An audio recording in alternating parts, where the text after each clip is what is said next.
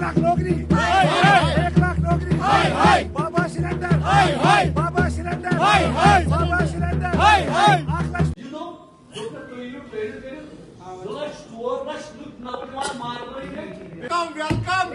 Welcome Shri Narendra Modi ji जिंदाबाद, श्री नरेंद्र मोदी जी जिंदाबाद, श्री नरेंद्र मोदी जी जिंदाबाद।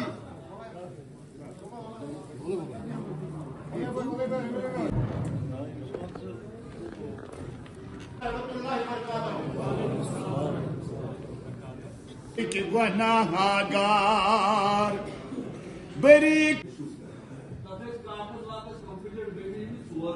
मैं बताना चाहता हूं कि एक वर्कर मेरे लिए मेरा ताज है और हर एक वर्कर के लिए मैं कभी खड़ा रहूंगा।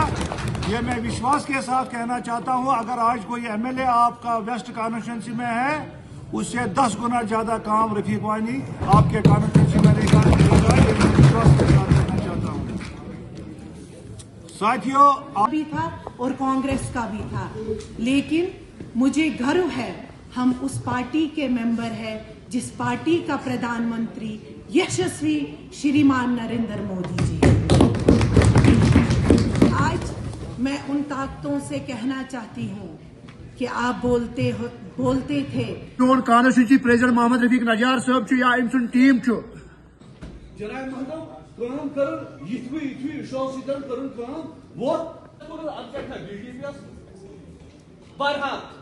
गैरिल मकदूबी अलैहि मरदवानी बुजुर्गो मानो नौजवान आज तम पतम इलेक्शन तंजीमस मे वो पन कायद कामान तंजीमस मे नजर कर पन सरताज पन शाय क्या मगर ये इज्जत करान।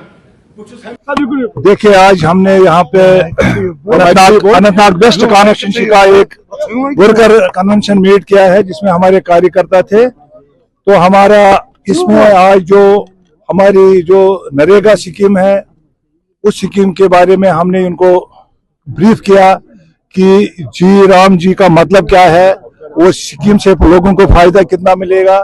तो ये हम आज इस लिए हमने मीटिंग बुलाई थी और साथ में जो अभी तक 1.5 साल हो गुजर चुका है, लोगों ने जिस विश्वास को, जिस भरोसे को मैंडेट दिया था, वो एनसी सरकार उसमें टोटली फेल हो चुकी है।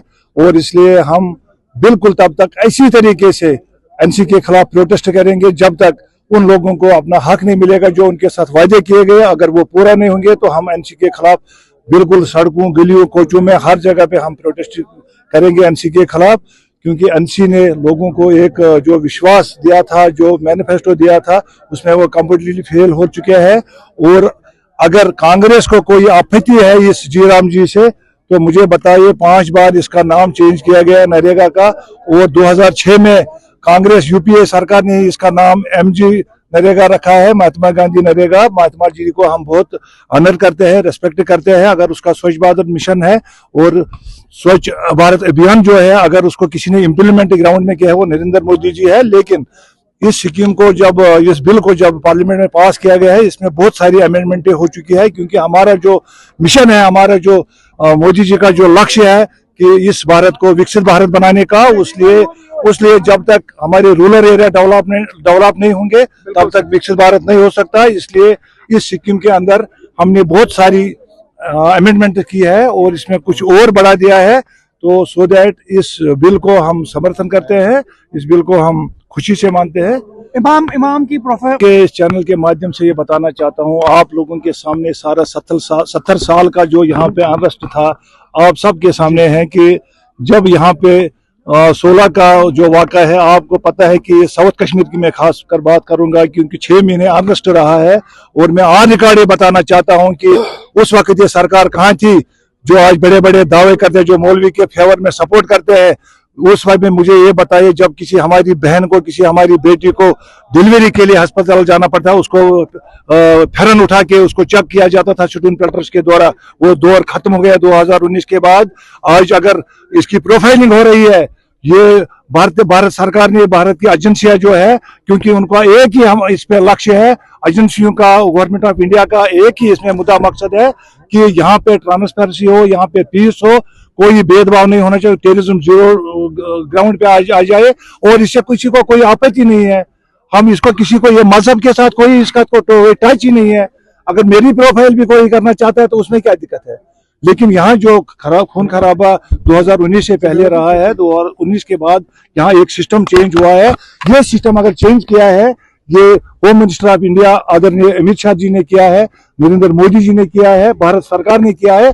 अगर इनको लगे कि इससे यहाँ ट्रांसपेरेंसी आ जाए, यहाँ पीस रहेगा, यहाँ खून खराबा नहीं होगा आगे, तो इसमें प्रोफाइल करने में तो कोई दिक्कत नहीं। स्टेट की मांग जो बड़े लीडरों ने ऑलरेडी बता चुके हैं वो, लेकिन मेरा ये कहना है इस बारे में, जब लद्दाख ने डिमांड की कि हमको यूटी चाहिए, तो उस समय में हमारी सरकार ने लद्दाख को दे दिया यूटी। लेकिन अगर कश्मीर को भी उन्होंने अलग करना था तो उसी समय में ये फिर कश्मीर को भी अलग कर सकते, लेकिन जम्मू कश्मीर हिंदुस्तान का ताज है, इसको किसी भी हालत में अलग नहीं किया जाएगा।